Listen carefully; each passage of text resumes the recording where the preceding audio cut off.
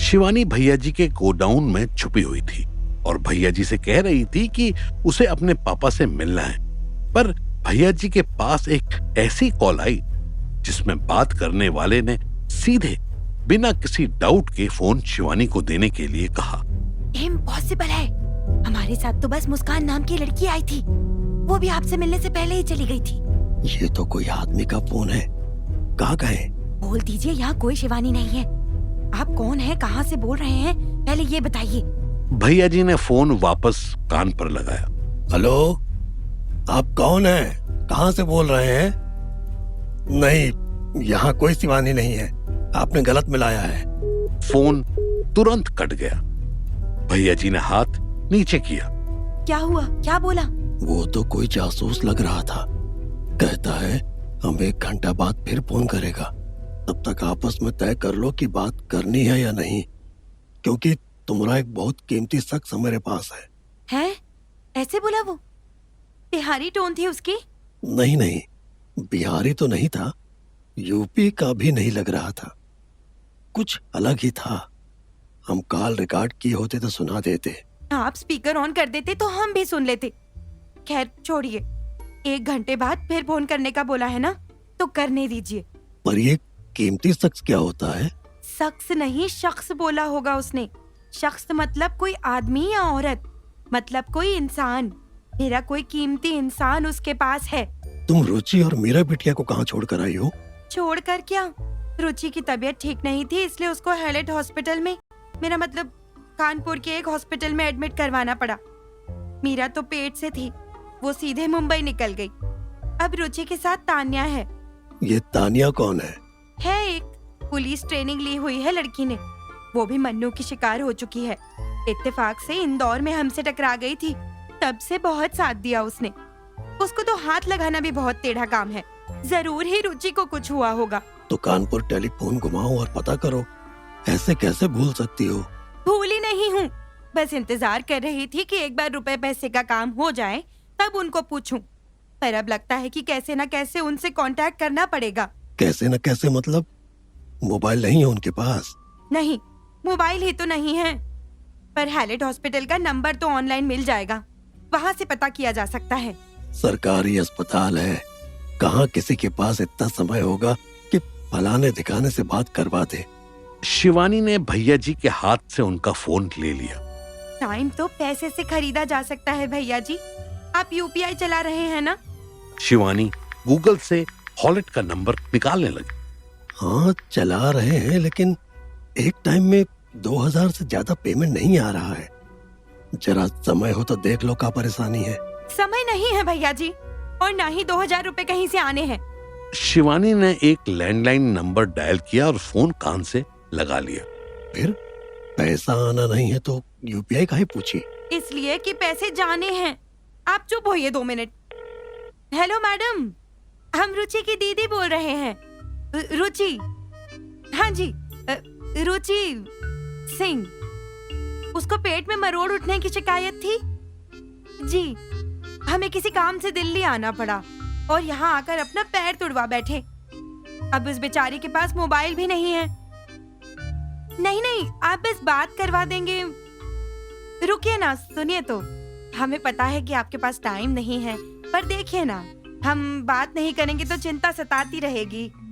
हाँ जी, ओपीडी में ही है। आप बस 2 मिनट बात करवा दीजिए, हम आपको 100 रुपए यूपीआई कर देंगे, तुरंत कर देंगे। 200 लेंगे तो कम से कम 5 मिनट वीडियो कॉल करवाइए। अरे अच्छा ठीक है, 2 मिनट वीडियो कॉल करवा दीजिए। हाँ जी, इसी नंबर पर हमारा व्हाट्सएप। शिवानी ने भैया जी की तरफ देखा और इशारे से पूछा कि व्हाट्सएप इस नंबर पर अवेलेबल है या नहीं। भैया जी ने जल्दी जल्दी हाँ में सर हिला दिया। हाँ जी, इसी नंबर को सेव कर लीजिए और हमारी बात करवा दीजिए, बस हम तुरंत कर देंगे। ठीक है, हम बात करने से पहले यूपीआई कर देंगे। बस एक बार हमें दिखा दीजिए कि रुचि वही है कि नहीं। जी हाँ जी, आप 5 नहीं 10 मिनट लीजिए, हम इंतजार कर रहे हैं। शिवानी ने जैसे ही फोन रखा, उसके चेहरे की बनावटी स्माइल गायब हो गई। भैया जी उसे टुकुर टुकुर देखने लगे। क्या जादू की तुम? यही बैठे बैठे कानपुर का हाल चाल लेने का इंतजाम कर दिया। पैसा भैया जी, पैसा। लोग 100-200 में किसी से बात कराने को राजी हो जाते हैं और 500-1000 में किसी का जेब काटने को मान जाते हैं। पैसा थोड़ा और बढ़ा देंगे, 1-2 लाख तक ले जाएंगे तो गला काटने के लिए मना नहीं करेंगे। भैया जी ने बस गर्दन हिला दी। शिवानी को अब मीरा के बारे में पता करना था, लेकिन प्रॉब्लम ये थी कि मीरा का कोई कॉन्टैक्ट नंबर या एड्रेस उसके पास नहीं था। शिवानी बस इतना जानती थी कि मीरा मुंबई बांद्रा वेस्ट की किसी पॉश सोसाइटी में फ्लैट लेकर रह रही थी और उसकी बालकनी से छलांगे मारता समुद्र दिखाई पड़ता था। शाम ढलने में अभी वक्त था। मीरा बांद्रा फोर्ट पर खड़ी लहरों को पत्थरों से टकराते हुए देख रही थी। हवाएं इतनी तेज थी कि बार बार मीरा अपने चेहरे से बाल हटाती थी और बार बार बाल उसकी आंखों में घुसने लगते थे। आफताब अभी तक उसके साथ ही था, बस अभी 5 मिनट पहले बाहर गया था। हिमाचल के बर्फीले पहाड़ों में रहने वाली मीरा मुंबई के खारे समुंदर की लहरों को देख मायूस हो रही थी कि इतने में आफताब आ गया। वाह, ये जगह तो बहुत मजेदार है। यहाँ तो हर हफ्ते आना चाहिए। जवाब में मीरा के चेहरे पर एक फीकी सी हंसी आ गई। वो फिर अपने उड़ते बालों को समेटने लगी। ये लीजिए, आपकी बड़ी सी प्रॉब्लम का छोटा सा सॉल्यूशन। मीरा ने देखा कि आफताब एक क्लचर लेकर आया था। अभी मीरा के फेस पर रियल स्माइल आ गई। इस क्लचर पर ब्लू कलर की छोटी सी बटरफ्लाई बनी हुई थी। आपको कहीं से ट्रेनिंग मिली है या मेरे सामने ही इतने केयरिंग हो जाते हो? मीरा ने बड़ी अदा से क्लचर को मुंह से पकड़ा और अपने बिखरे बालों को समेटकर उन्हें बांध दिया। ओह नो, ये तो गुनाह हो गया मुझसे। क्या हो गया? इतने सुंदर लग रहे थे आपके बाल, बेकार ही मैंने इन्हें उम्र कैद की सजा दिलवा दी। आप किसी और की बीवी के साथ भी फ्लर्ट कर लेते हो? आफताब के चेहरे की स्माइल गायब हो गई। ओह हाँ, सॉरी, मुझे ऐसे नहीं बोलना चाहिए था। अरे दत्त, मैं तो मजाक कर रही थी। आप बहुत जल्दी सीरियस हो जाते हो। हाँ, ये गंदी आदत मुझे मेरी माँ से ही मिली है। खैर मेरी छोड़ो, आप कुछ खाओगी? भूख तो नहीं लगी, पर कुछ खाने का मन कर रहा है। चलो बाहर चलकर सैंडविच खाते हैं। सैंडविच? सीरियसली? सैंडविच भी कोई खाने की चीज होती है? बिल्कुल होती है। आपने मुंबई का सैंडविच खाया है? मैंने ब्रेड का सैंडविच खाया है। आई थिंक सैंडविच मेरिट का हो या मुंबई का, सैंडविच तो सैंडविच ही रहेगा ना। जी नहीं, आप मुंबई सैंडविच खाइए फिर बताइए। आए बड़े सैंडविच की बुराई करने वाले। आफताब मुस्कुरा दिया। दोनों फोर्ट से बाहर ही आने लगे थे कि मीरा को पेट में अजीब सा दर्द हुआ। उसने बहुत जोर से आफताब का हाथ पकड़ लिया। आफताब भी घबरा गया। उसको मीरा की शक्ल देखकर समझ आ गया कि कुछ तो प्रॉब्लम थी। आप ठीक हो? क्या हुआ? कहाँ दर्द हो रहा है? मीरा बोल भी न सकी। उसने पेट की तरफ इशारा किया। आफताब ने मीरा को सहारा देकर बाहर लाने में मदद की और एक ऑटो रिक्शे वाले की तरफ देखकर चिल्लाया, रिक्शा भैया, हॉस्पिटल ले चलो जल्दी। ऑटो वाला भी समझदार था। उसने भी लड़की की हालत खराब होते देखी और बिना कोई सवाल किए मीटर डाउन कर दिया। आफताब ने मीरा को ऑटो में बैठाया ही था कि मीरा की आंखें बंद हो गई। वो बेहोश होने लगी। मीरा जी आंखें खोलिए। आफताब उसका चेहरा थपथपाने लगा। मीरा उठो यार, ऐसे मत करो यार, प्लीज प्लीज प्लीज उठो। आफताब का मोबाइल वाइब्रेट कर रहा था, पर उसका ध्यान सिर्फ और सिर्फ मीरा पर था। The number you have dialed is not responding. Please try again later. Pant shirt पहनकर ऑफिस जाने के लिए रेडी खड़ा गौरव आफताब को कॉल कर रहा था। बहन चोद, हरामी साला, ऐसे सुअरों की वजह से ही लोग एक दूसरे का भरोसा नहीं करते। खुशबू उसके साथ ही उसके रूम में खड़ी थी। रूम का गेट खुला था। खुशबू को आए अभी एक ही दिन हुआ था, पर गौरव समझ गया था कि उसकी मम्मी और पापा खुशबू की हरकतों से खुश नहीं थे। अगर गौरव के साथ इतना बड़ा इंसिडेंट ना हुआ होता तो वो खुशबू को घर क्या मोहल्ले में भी घुसने नहीं देते। गौरव को गुस्सा होते देख खुशबू ने अपनी बाहें गौरव के गले में डाल दी। सूच है गोलू, क्यों इतना गुस्सा करता है? गौरव ने उसके दोनों हाथ झटक दिए। यार टाइम और प्लेस देखकर रोमांस किया करना। फैमिली की नजर में तू मेरी दोस्त है, बीवी नहीं। ऊपर से गेट भी खुला है। तो गेट बंद कर देती हूँ। देख, आफ्ताब पे जितना भी गुस्सा आ रहा है ना, सारा का सारा तुझ पे निकाल दूंगा कुतिया। थोड़ी देर चुप हो जाओ। ओफो, सिर्फ बोलेगा ही या बनाएगा भी? और कोई लड़की होती तो इतनी गंदी बात सुनते ही रोते हुए बाहर चली जाती या गौरव को खरी खोटी सुनाने लगती। लेकिन खुशबू तो मेंटोस लड़की थी। उसने ऐसी फ्लर्ट फेंक कर मारी कि गौरव ना चाहते हुए भी मुस्कुरा दिया। खुशबू गौरव और डोर के बीच में खड़ी हो गई। तू ना बहुत ठरकी लड़की है। मेरा रास्ता छोड़, मुझे ऑफिस जाने दे। ऐसे कैसे जाने दूं बलमा? पहले मम्मी पापा से परमिशन तो ले ले। चुप रह, उनको बता के नहीं जाऊंगा। वो तो घर से नहीं निकलने देंगे। गौरव का मोबाइल बजा। स्क्रीन पर मामा लिखा हुआ था। गौरव ने तुरंत फोन पिक किया। मामा जी नमस्ते। अंकिता मैम का कॉल आया था कि मनु सर को कुछ लोगों ने। हाँ आई नो, तुम चिंता मत करो। ओह, तो कंपनी उनको बचाने के लिए गवर्नमेंट से बात कर रही है? नो, कंपनी ने मनु को टर्मिनेट कर दिया है।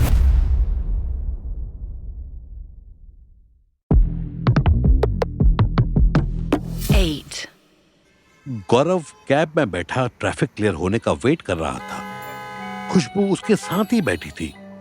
गौरव के कान में अभी भी अपने मामा की आवाज बज रही थी। मनु को कंपनी ने टर्मिनेट कर दिया है। उसका इरेग्युलर बिहेवियर और एटीट्यूड हमें पसंद नहीं था। बेटर होगा तुम भी उससे बात करनी बंद कर दो और ठीक होने के बाद ऑफिस आ जाओ। खुशबू बस गौरव को देखे जा रही थी। क्या है? क्यों घूर रही तू? जब तेरे मामा ने तेरे मनु सर को लात मार के निकाल दिया है तो तू ऑफिस क्यों जा रहा है? रेजिग्नेशन देने जा रहा हूँ। गांडो है तू? कोई मर रहा हो तो साथ में नहीं मरते चुतिया। मरा नहीं है, बस जॉब गई है, इसलिए साथ में रिजाइन कर रहा हूँ। और मेरे साथ साथ तू भी रिजाइन कर रही है, समझी? वो ठीक है, मुझे कोई प्रॉब्लम नहीं। लेकिन तेरा मेरा जो बॉन्ड है वो तेरा और तेरे मनु सर का थोड़ी है। इससे ज्यादा है, समझी?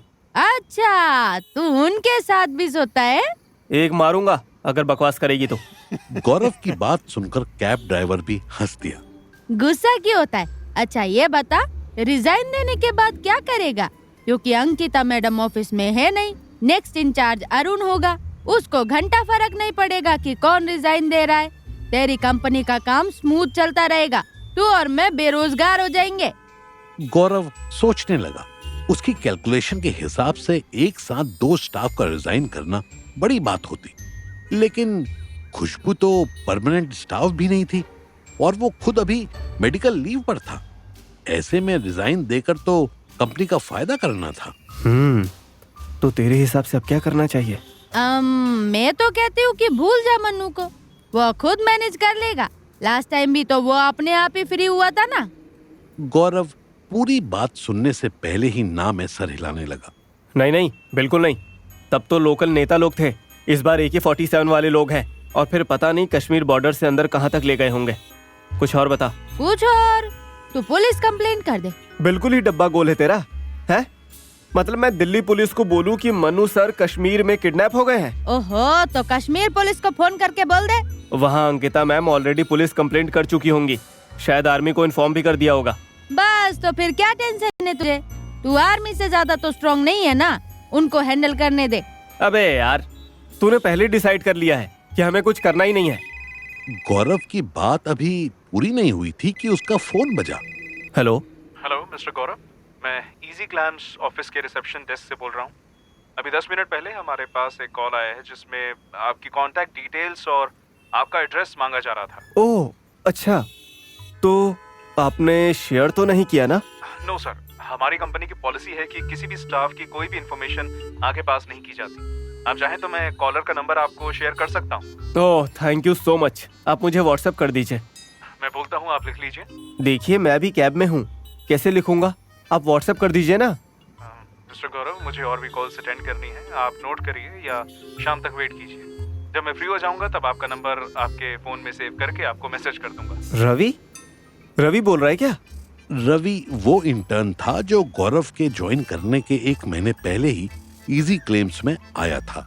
Yes sir, please note down 880-286 गौरव को लिखने का मौका दिए बिना ही रवि ने पूरा नंबर बोला और फोन काट दिया। हेलो हेलो रवि, अबे क्या चूतियापंती है यार। गौरव ने फोन नीचे रखा। बेंचो नंबर नोट करने का भी मौका नहीं दिया। अभी ऑफिस पहुंच के इसकी सारी अकड़ निकालता हूँ। शांत हो जा, ये ले नंबर, मैंने नोट कर लिया है। तेरी कॉल की आवाज बाहर तक आ रही थी। गौरव के थैंक यू बोलने से पहले ही खुशबू ने नंबर डायल करके उसको फोन पकड़ा दिया। हेलो, कौन? हेलो, फोन आप किए हैं तो हम काहे बताएं कि हम कौन हैं? आप बताइए। अरे पर आपने मेरे ऑफिस फोन करके मेरा नंबर मांगा था ना। ओह, आप गौरव जी बोल रहे हैं। रुकिए रुकिए। गौरव वेट करता रहा। उसे कुछ कुछ समझ आ रहा था कि ये किसकी कॉल हो सकती थी। गौरव का दिल जोर से धड़कने लगा। गौरव, हम बोल रहे हैं, शिवानी। क्यों बोल रही हैं? आपको किसने कहा मुझे फोन करने के लिए? चेक करना चाहती है ना कि क्या मैं जिंदा हूँ या नहीं? गौरव, अभी इन सब बातों का टाइम नहीं है। तुम भी जानते हो कि निशाना तुम नहीं थे। मेरी बात ध्यान से सुनो, मन्नू का किडनैप हो गया है। हाँ हाँ जानता हूँ। आपको तो खुशी हुई होगी जानकर। मेरी बात सुनो पहले। उसका किडनैप किसी डेंजरस ग्रुप ने किया है। मुझे तो ये सब इसलिए पता है क्योंकि मुझे अंकिता मैम का कॉल आया था। और आपको ये सब कैसे पता है? आप ब्रेकअप के बाद भी उन्हें स्टॉक कर रही हो। शट अप गौरव, हमारे पास टाइम नहीं है इन सब के लिए। वो तो मन्नू को जिन्होंने किडनैप किया है उनका कॉल आया था, जिससे हमें पता चला। क्या उन्होंने डायरेक्ट कॉल किया? नहीं, डायरेक्ट कॉल नहीं किए। किसी बिलाल भाई ने कॉल किया था। वो 1 करोड़ रुपए मांग रहे हैं। ओ तेरी, अरे यार अब इतने पैसे मैं कहाँ से लाऊंगा? तुम्हें कहीं से लाने की जरूरत नहीं है। तुम बस अंबाला जाओ, उसके पापा को बता दो। उनके पास बहुत पैसा है, वो मैनेज कर लेंगे। आपको इससे क्या फायदा होगा? बेवकूफ, मेरे फायदे की चिंता छोड़ दे। मैं ठीक हूँ। अपनी और अपने मालिक की सोच। और सुन, जिस नंबर से कॉल आई थी वो नंबर दे रही हूँ। उसको बोल कि आज के बाद मेरे पास कॉल नहीं आनी चाहिए। आप मुझ पर गोली चला के मुझे पे चिल्ला रही हो। दूसरी तरफ से कोई आवाज नहीं आई। शायद शिवानी गौरव के लिए सिंपैथी फील कर रही थी। अब चुप हो गई आप। गुड, मैंने आपको हमेशा भाभी बोला है और आपने। गौरव की बात पूरी होने से पहले ही शिवानी ने फोन काट दिया। भैया, गाड़ी कश्मीरी गेट ISBT की तरफ ले लो प्लीज। हम कश्मीरी गेट क्यों जा रहे हैं? क्योंकि वहाँ से अंबाला की बस मिलती है। गौरव तो बस स्टैंड जा रहा था, पर अंकिता हिमाचल कश्मीर बॉर्डर से अनंतनाग पहुंच चुकी थी। कंपनी की तरफ से मिली जीप रैंगलर अभी भी हिमाचल बॉर्डर पर फंसी हुई थी। बॉर्डर की चेक पोस्ट वाले स्पेशल ऑफिसर ने उसे गाइड किया था कि अगर वो अनंतनाग के आर्मी कैंप में जाकर मनु की डिटेल्स दे तो उसके बचने के चांसेस बढ़ सकते थे। हालांकि कुछ जूनियर ऑफिसर्स का कहना था कि अगर मनु बिलाल के साथ है तो उसके वापस आने के चांसेस 1% से भी कम थे। रात के 8 बज रहे थे। हल्की हल्की स्नोफॉल में सड़क पर चलना मुश्किल हो रहा था। अंकिता ने इससे पहले कभी लाइव स्नोफॉल नहीं देखी थी, पर यह सिचुएशन ऐसी थी वो चाहकर भी खुश नहीं हो सकती थी। उसने एक टैक्सी वाले से पूछा, हेलो भैया, आर्मी कैंप चलोगे? टैक्सी वाले ने ना में सर हिलाया और आगे चला गया। अगले 30 मिनट तक अंकिता टैक्सी या प्राइवेट कार रुकवाने की कोशिश करती रही, पर जैसे ही कोई आर्मी कैंप की बात सुनता वो बिना कुछ बोले आगे निकल जाते। अंकिता ठंड से कांप रही थी कि एक बड़ी सी जीप उसके पास आकर रुकी। ड्राइवर के साथ एक बड़ी बड़ी मूंछों वाला आर्मी ऑफिसर बैठा था।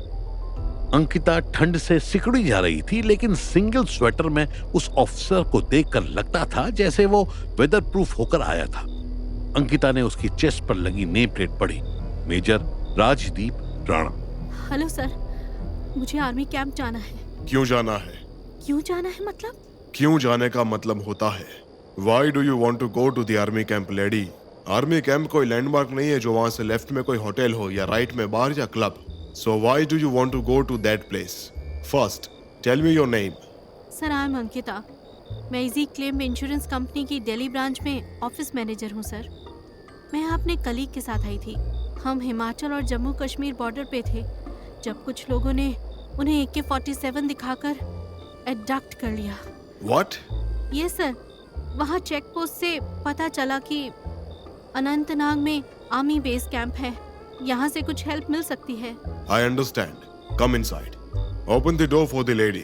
मेजर राणा समझदार ऑफिसर था। वो ऐसे ही किसी राह चलती लड़की को अपनी बुलेट प्रूफ जीप के अंदर घुसने भी नहीं देता था। पर अंकिता की हालत और भाषा दोनों ये बता रही थी कि वो बाहर से आई थी और मुसीबत में थी। अंकिता को डर लग रहा था कि कहीं पठान लोग मनु के साथ टॉर्चर ना करें। उधर गौरव भी यही सोच सोच परेशान था कि कहीं मिलिटेंट्स मनु को मारपीट तो नहीं कर रहे होंगे। शिवानी भले ही शो नहीं करती थी, पर मनु के कश्मीर में किडनैप होने की घटना ने उसे भी डरा दिया था। लेकिन अपना मनु एक इग्लू के बाहर पतली लकड़ी वाली कुर्सी पर बैठकर बॉनफायर पर हाथ सेक रहा था और कबाब खा रहा था। सुबह से शाम तक साथ रहते रहते उसके और पठान के बीच में एक दोस्ती हो गई थी। ये कबाब तो टेस्टी है यार, साथ में ग्रीन चटनी भी होती है ना तो मजा आ गया होता। ग्रीन चटनी? तुम कबाब में चटनी लगाता है? चटनी, प्याज और ढेर सारा चाट मसाला। दिल्ली में तो ऐसे ही कबाब मिलते हैं। ओह, हम कभी दिल्ली का कबाब नहीं खाया। मैं भी कश्मीर का कबाब फर्स्ट टाइम खा रहा हूँ। पठान का सैटेलाइट फोन बजने लगा। नंबर देखकर पठान का चेहरा उतर गया।